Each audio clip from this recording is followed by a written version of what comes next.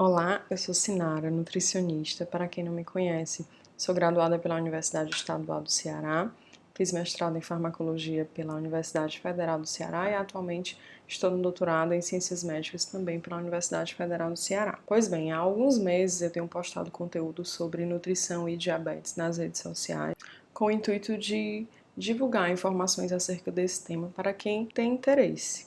O tema da aula de hoje é sobre azeite de oliva e o controle do diabetes. Será que existem evidências que comprovem o uso do azeite de oliva, que justifiquem o uso do azeite de oliva para o controle do diabetes? Isso nós vamos ver ao final da aula. Quero aproveitar para convidá-los para me seguirem nas redes sociais, no Instagram, curtirem a página no Facebook e se inscreverem no canal do YouTube para que vocês consigam receber o material com frequência. Falar do azeite de oliva é falar um pouco da história da civilização mundial. O azeite é um alimento milenar que já fez parte de práticas religiosas, de mitos e tradições de diversas culturas, manifestações artísticas e culturais, atividades esportivas, usos medicinais, tratamentos de beleza e experiências gastronômicas, que é o ponto que nós vamos falar nesta aula. O uso do azeite que mais se pronuncia nos tempos atuais. De história milenar, a origem da oliveira e o desenvolvimento da cultura confundem-se com a história da humanidade. Os estudos mais aceitos indicam que há mais de 6.000 anos as oliveiras foram cultivadas na região da Turquia, Síria, Líbano, Israel, Iraque e Irã. Nessa região. Em seguida, os povos fenícios, árabes, egípcios, gregos, cartagineses e romanos levaram a cultura das oliveiras dessa região que nós falamos para a região do Mediterrâneo. Para as Américas, os responsáveis por levar as oliveiras para a América foram os espanhóis. As caravelas espanholas levaram a oliveira para a América no século XV, inicialmente para a Califórnia, que naquela época era parte do atual México, e para a Argentina, na região de Mendoza. E no Brasil, o cultivo das oliveiras ocorreu no início do século XX, primeiramente através de imigrantes portugueses e posteriormente espanhóis e italianos. O azeite de oliva é então o óleo extraído do fruto da oliveira. A maior parte da oferta mundial de azeite é produzida nos países da bacia do Mediterrâneo, mas alguns também são produzidos na Califórnia, na América do Sul e na Austrália. Perfis diferentes de azeite podem ser produzidos em diferentes regiões do mundo, com distintas qualidades e atributos nutricionais. Não é o país onde a azeitona é produzida que vai definir a qualidade do azeite. Então, em um mesmo país, eu posso ter qualidades diferentes de azeitonas e, consequentemente, a qualidade do azeite vai ser diferente. E quais são os tipos de azeite de oliva? Nós temos o azeite de oliva extra virgem, que é obtido da primeira prensagem de azeitonas frescas, normalmente dentro de 24 horas após a colheita. Ele é extraído por meios mecânicos, não quimicamente induzidos, não há aquecimento, é a extração a frio, com temperaturas de extração preservadas a menos de 28 graus Celsius. O nível de acidez do azeite extra virgem é menor do que 0,8% e ele tem um excelente sabor e odor. O odor do azeite extra virgem é um odor de campo, um odor frutado. Ele apresenta maior teor de compostos bioativos, com alguns deles sendo exclusivos do azeite extra virgem. E o azeite virgem é o azeite que é obtido também da primeira prensagem de azeitonas, com níveis de acidez inferiores a 2%. É um azeite que tem uma acidez um pouco mais elevada do que o azeite extra virgem, decorrente da qualidade da azeitona, mas que essa acidez também é inferior a 2%.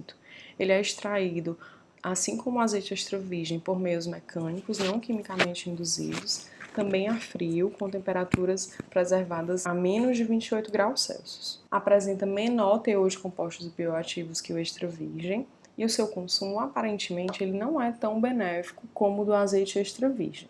Existe ainda o azeite refinado, ele é refinado através do uso de ácidos, álcalis e através do calor para a extração de tanto óleo quanto possível da polpa da azeitona, que permanece após o fim da primeira prensagem. Apresenta maior teor de gordura e ácido do que o azeite virgem e o extra virgem. Ele não tem um sabor, um aroma e o teor de antioxidantes ideais. E os seus efeitos antioxidantes são menores em comparação com os azeites virgem e extra virgem. Temos ainda o azeite lampante, que ele não deve ser consumido diretamente, porque ele tem uma acidez bem maior do que os outros tipos, e ele era utilizado como combustível em lamparinas e outros tipos de equipamentos de iluminação. Para ser comercializado, esse azeite deve sofrer refinação através de neutralização, descoloração e desodorização. Falar de azeite de oliva é falar também de dieta do Mediterrâneo e vice-versa, porque o azeite de oliva ele é um dos alimentos funcionais mais presentes na dieta do Mediterrâneo. A dieta do Mediterrâneo é um padrão alimentar que abrange alimentos funcionais e tem sido recomendada para prevenir e controlar tanto o diabetes mellitus como uma série de doenças, e o azeite ele faz parte desse contexto. Várias publicações científicas têm relacionado o consumo da dieta do Mediterrâneo com a prevenção de doenças. Por exemplo, prevenção primária de doença cardiovascular com o uso de dieta do Mediterrâneo, efeitos da dieta do Mediterrâneo na síndrome metabólica, prevenção de diabetes com dietas do Mediterrâneo e muitos outros. E o que é a dieta do Mediterrâneo? É uma alimentação com uma alta ingestão de frutas, legumes e outros alimentos de origem vegetal, uma ingestão moderada de peixes e laticínios magros, ervas e pimentas no lugar do sal, uma baixa ingestão de carnes vermelhas e a presença muito pronunciada do azeite de oliva e também do vinho tinto. Dessa dieta do Mediterrâneo, o que a gente consegue extrair? Por exemplo, compostos bioativos como ácidos graxos insaturados, polifenóis, terpenoides, flavonoides, alcaloides, esteróis e muitos outros compostos que vão ter uma atuação no bem-estar da população, na prevenção do câncer, da depressão, da obesidade, do diabetes tipo 2, da asma, do declínio cognitivo e outras afecções que têm sido documentadas na literatura. Quando a gente busca no PubMed, por exemplo, alimentos funcionais e diabetes, o que a gente encontra? Uma série de artigos, 1.852 artigos, só sobre esse tema de alimentos funcionais e diabetes. E o que essas evidências mostram? O diabetes tipo 2 e suas complicações associadas, eles podem ser prevenidos ou retardados em indivíduos que apresentam um alto risco, tanto de desenvolver diabetes como de desenvolver as complicações, através da ingestão regular de alimentos funcionais. Isso, as evidências científicas nos dão embasamento para a prescrição de determinados alimentos funcionais no controle, no combate, na prevenção do diabetes. E como é que esses alimentos atuam? No controle glicêmico, na regulação da pressão arterial, na ativação de enzimas antioxidantes, na microbiota intestinal, na supressão de citocinas inflamatórias e de outras formas. Quando a gente busca azeite de oliva e diabetes, óleo de oliva e diabetes, a gente encontra uma quantidade reduzida de artigos científicos, obviamente, já que o azeite ele está dentro dos alimentos funcionais, mas ainda assim é uma quantidade bem pronunciada. O que o Departamento de Agricultura dos Estados Unidos coloca como composição do azeite? Então, por exemplo, em uma colher de sopa de azeite, eu tenho 119 calorias, 3,5 gramas de lipídios, desses 10 gramas são de lipídios monoinsaturados, 0 gramas de proteína, também de carboidrato e de fibras, e encontro vitamina E e vitamina K. Vitamina E 1,9 miligramas e vitamina K 8,1 microgramas. O azeite de oliva ele é composto principalmente de triglicerídeos. A maior composição do azeite é de triglicerídeos. Ele contém uma baixa concentração de ácidos graxos livres e também de glicerol, fosfatídeos, pigmentos, compostos que dão sabor ao azeite. Dentro dos ácidos graxos, a gente tem em torno de 15% de ácidos graxos saturados, de gordura saturada, 13% de ácido palmítico, 2% de ácido esteárico e um alto teor de gordura insaturada, em torno de 85%, onde 70% é de ácido oleico, 3% de ácido palmitoleico, que também é um ácido graxo monoinsaturado, e em torno de 12% de ácido graxo linoleico, que é poliinsaturado. Além dessa composição, o que mais que a gente tem no azeite? A gente tem uma série de compostos bioativos, que são esses compostos que fazem a diferença nesse alimento tão importante. Por exemplo, esqualeno, carotenoides, triterpenos, fitosteróis, compostos fenólicos como oleoeuropeína, tirosol, hidroxitirosol, flavonoides, lignanos e outros compostos. E o teor desses compostos bioativos, desses polifenóis principalmente, ele é determinado baseado em diversos fatores. Por exemplo, vai variar de acordo com o tipo da azeitona, com os fatores ambientais, se está quente, se está frio, com a época da colheita, com as condições de extração e armazenamento. Então, tudo isso pode interferir na composição de polifenóis do azeite. Esse artigo se trata de uma revisão sistemática e meta-análise de estudos de coorte, onde eles viram ácidos graxos monoinsaturados, azeite de oliva e o status de saúde como um todo. Então, o que eles perceberam? Que ácidos graxos monoinsaturados de diversas fontes, tanto animais como vegetais, por si só, eles não produziam efeito significativo sobre a mortalidade por todas as causas e o risco de doença cardiovascular. Entretanto, quando a ingestão desses ácidos graxos mono era através do azeite de oliva, aí sim essa ingestão ela foi associada à redução do risco de mortalidade por todas as causas, redução de AVC e de eventos cardiovasculares. E essa conclusão ela nos traz exatamente a importância da composição favorável de compostos bioativos do azeite. Os compostos fenólicos do azeite estão relacionados a maiores índices de HDL e também a uma melhora na função endotelial. Esse outro estudo, também uma revisão sistemática e meta-análise de estudos de coorte e de ensaios clínicos randomizados, estudos de intervenção, é uma revisão de 2017 da Nature, uma revista altamente conceituada, e eles viram 4 estudos de coorte e 29 ensaios clínicos. O que eles avaliaram? O efeito de dietas enriquecidas com azeite de oliva no risco de diabetes tipo 2 naqueles indivíduos que eram saudáveis e os parâmetros de controle glicêmico em pacientes com diabetes tipo 2 já estabelecido. Em relação ao risco de diabetes tipo 2, aquelas pessoas que não tinham diabetes, mas que apresentavam algum fator de risco para desenvolver a doença, eles viram que uma maior ingestão de azeite de oliva apresentou um menor risco de diabetes tipo 2. Uma ingestão de 10 gramas por dia de azeite de oliva esteve relacionada com uma redução de 9% do risco de diabetes tipo 2. Uma ingestão de 15 a 20 gramas de azeite relacionou-se com uma redução de 13% do risco de DM2 e uma ingestão acima de 20 gramas não houve benefícios adicionais. Então, nessas quantidades aqui, teve uma boa relação com o risco de desenvolver diabetes tipo 2 naquelas pessoas que já apresentavam fatores de risco associados. Em relação ao controle glicêmico, não falando mais de surgimento do diabetes em quem não tem diabetes, mas falando agora daquela pessoa que tinha o diabetes tipo 2 e utilizava o azeite de oliva, e aí eles viram o impacto da utilização do azeite de oliva no controle glicêmico. Então, falando em controle glicêmico, eles compararam grupos que ingeriam azeite de oliva, grupos que ingeriam uma dieta com baixo teor de gordura, grupo que ingeriam uma dieta com um alto teor de ácidos graxos poliinsaturados e grupos de pessoas que tinham uma dieta com ingestão de óleos de peixe. E aí, a partir daí, dessas comparações, eles avaliaram a hemoglobina glicada e a glicemia de jejum. O que eles encontraram? No grupo de azeite de oliva, né, daquelas pessoas que ingeriam em maior quantidade o azeite de oliva, quando comparados com o grupo com a baixa ingestão de gordura, as intervenções com azeite de oliva levaram a uma redução significativamente mais acentuada da hemoglobina glicada, mas não foram observadas diferenças significativas na glicada comparando as intervenções do azeite com aqueles grupos que ingeriam mais óleos de peixe ou mais gordura poliinsaturada. Então, aqui o que foi significativo? O controle glicêmico foi melhor em quem consumia azeite quando comparado a quem consumia uma dieta de baixa gordura. Mas esse controle glicêmico não teve diferença naqueles grupos que consumiam óleo de peixe ou dieta rica em poliinsaturados.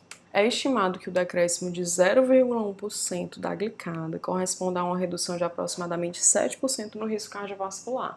Então, por isso que é tão importante esse controle da glicada e por isso que esses estudos, né, porque quando a gente está falando de uma revisão sistemática e meta-análise, eu já mostrei em 2 ou 3 slides anteriores que essa revisão ela analisou uma série de outros estudos. Então, com esses resultados que demonstram o uso do azeite na redução de hemoglobina glicada, isso tem um impacto importante no risco cardiovascular. Em relação à glicemia de jejum, o que eles encontraram? Quando compararam o grupo com maior consumo de azeite de oliva com os outros grupos, baixa gordura, poliinsaturados e óleo de peixe, eles encontraram que as intervenções com azeite apresentaram uma redução significativa mais acentuada da glicemia de jejum que todos os outros 3 grupos. O que eles concluem? Que o azeite extra virgem, ele tem alguns componentes que não são encontrados em outros óleos vegetais, e são esses componentes que são muitas vezes responsáveis por essa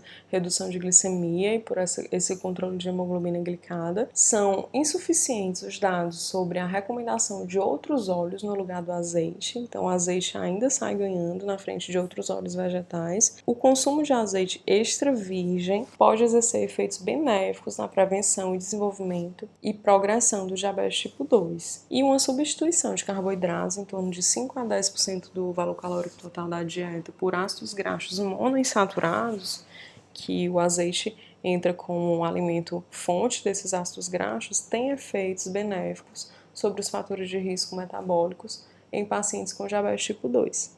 Como os compostos bioativos afetam a glicemia? Eles interferem na digestão e absorção de carboidratos, eles podem reduzir a liberação de glicose do fígado, estimulam a captação de glicose pelos tecidos periféricos, músculo, fígado, tecido gorduroso, e reduzem a produção de produtos finais glicosilados, como, por exemplo, a própria hemoglobina glicada. Então, todos esses mecanismos de atuação, os compostos bioativos podem agir, cada um vai agir por um mecanismo diferente, mas como o azeite é um alimento que contém muitos desses compostos, acaba que a ação de todos eles resulta em benefícios no controle do diabetes. Aqui eu trago 2 publicações onde a suplementação com 2 compostos bioativos do azeite, a oleuropeína e o hidroxitirosol, por 12 semanas, aumentou significativamente a sensibilidade à insulina e a capacidade secretória de células beta do pâncreas em homens com excesso de peso em risco de desenvolver síndrome metabólica. Aqui eles já falam dos nutracêuticos, de 2 componentes bioativos específicos. Não foi a suplementação com azeite de oliva em si. E essa publicação de baixo fala que o extrato da folha da oliveira traz esse extrato da folha da oliveira como um agente hipoglicemiante. Então, além de tudo isso, o extrato da folha da oliveira preparado como comprimido produziu níveis reduzidos de glicose em jejum e de hemoglobina glicada. Então, pelo jeito, essas propriedades benéficas elas não estão presentes somente no azeite que é derivado do fruto da oliveira, mas também no extrato da folha da oliveira. Lembrando que a Sociedade Brasileira de Diabetes ela não recomenda uma suplementação de produtos à base de ervas. Isso porque não existem evidências científicas suficientes para que essa suplementação seja orientada, não existem estudos robustos com seres humanos, muitos desses estudos são realizados com animais e por isso não há segurança de se prescrever ainda esses suplementos à base de ervas. O ácido oleico é um componente importante do azeite de oliva, é um ácido graxo monoinsaturado e essa publicação é uma publicação da Diabetes Care de 2016, também é uma revista excelente, onde eles demonstraram que a glicemia de jejum ela foi bem mais reduzida em pacientes com uma dieta rica em ácido graxo monoinsaturado do que em uma dieta rica em carboidrato e ainda quando comparada a uma dieta rica em ácido graxo poliinsaturado. Então, entre essas 3 opções de dieta, a dieta que tinha mais ácido graxo monoinsaturado teve uma glicemia de jejum mais reduzida. Ainda não está claro se os efeitos benéficos do azeite são devido aos seus compostos fenólicos ou devido à sua composição de ácidos graxos, uma composição elevada de ácidos graxos monoinsaturados. Essa publicação, que também é uma revisão, traz que até o momento os impactos benéficos para a saúde associados ao consumo de azeite de oliva permanecem incomparáveis quando comparados com os de outras gorduras e óleos, provavelmente como resultado da sua excepcional composição química, bem como atributos relacionados ao consumo da dieta do Mediterrâneo. Os benefícios do azeite a gente consegue ver fora da dieta do Mediterrâneo, mas principalmente dentro da dieta, uma vez que quando o azeite ele compõe a dieta de uma pessoa e essa pessoa tem a base da sua alimentação como o padrão mediterrâneo, ela vai ter acesso a muitos outros compostos bioativos, já que esse padrão dietético ele é embasado apenas em alimentos saudáveis. Como escolher o azeite? Diferente do vinho, quanto mais novo o azeite, melhor para a saúde. E é importante não confundir a data da safra, que é a data de produção, com a data da embalagem. A gente vai se prender mais na data da produção. Então, quanto antes ele for produzido e for embalado, melhor. Embalagens de aço inox, embalagens que contenham vidro escuro ou louça, elas protegem muito mais contra a oxidação causada pela luz. Então, preferir esse tipo de embalagem. Embalagens menores são mais benéficas porque o azeite vai ser consumido mais rapidamente e vai ser menos exposto ao ar, sofrer menos oxidação. Então, nas prateleiras dos supermercados, nós vemos azeite de 800 ml, azeite de 1 litro e vemos azeite de 500 ml ou menos. Então, quanto menor a embalagem, melhor, porque ele vai ser menos oxidado. Atenção ao rótulo, quando você pega o vidro de azeite, por exemplo, na prateleira do supermercado e esse rótulo ele está engordurado, besuntado, é sinal de que aquele azeite vazou. E se o azeite vazou, a tampa do azeite deve estar com alguma brecha, que vai entrar ar, que vai oxidar. Então, se o rótulo estiver ali besuntado, oleoso, não comprar esse azeite, buscar uma embalagem íntegra. Quanto menor a acidez do azeite, menor o conteúdo de ácidos graxos livres e maior a sua pureza. O ideal é consumir azeite extra virgem, menor do que 0,8% de acidez. Sinara, mas o meu paciente não tem condição de comprar azeite extra virgem, porque é um azeite mais caro. De fato, é um azeite mais caro. Então, duvidem, quando vocês virem na prateleira dos supermercados, azeite que se diz extra virgem, e são azeites mais baratos. Pode ser que esse azeite não seja tão extra virgem assim, que tem uma adição de algum outro composto. Então, quando o seu paciente não tem condição de comprar, você pede para ele comprar pelo menos o azeite virgem, né, que vai ter menos compostos bioativos, vai ter menos efeito na saúde, mas vai ter algum efeito. Ou pedir para sacrificar algum outro item na dieta. Às vezes a pessoa deixa de comprar um azeite extra virgem, mas compra um refrigerante, compra um suco de caixa, compra outros alimentos que não são saudáveis. Então, na hora da orientação nutricional é importante dar esses esclarecimentos. Também ficar atento nos termos no rótulo. Por exemplo, tem rótulos que vêm os termos produzido e engarrafado. Quando o produto é produzido em um local e engarrafado em outro, é sinal de que esse transporte do produto até o local de engarrafamento pode ter demorado. Então, quanto mais manuseio, pior para a qualidade do azeite. De preferência, escolher aqueles produtos que são produzidos e engarrafados no mesmo local. E outros óleos também podem ser misturados ao azeite. Ficar atento, se no rótulo tiver óleo composto, você deve evitar esse tipo de óleo, né? Evitar aquele azeite, procurar um outro azeite que não tenha dito que é um óleo composto no rótulo, certo? Porque aí você garante que é um azeite mais puro.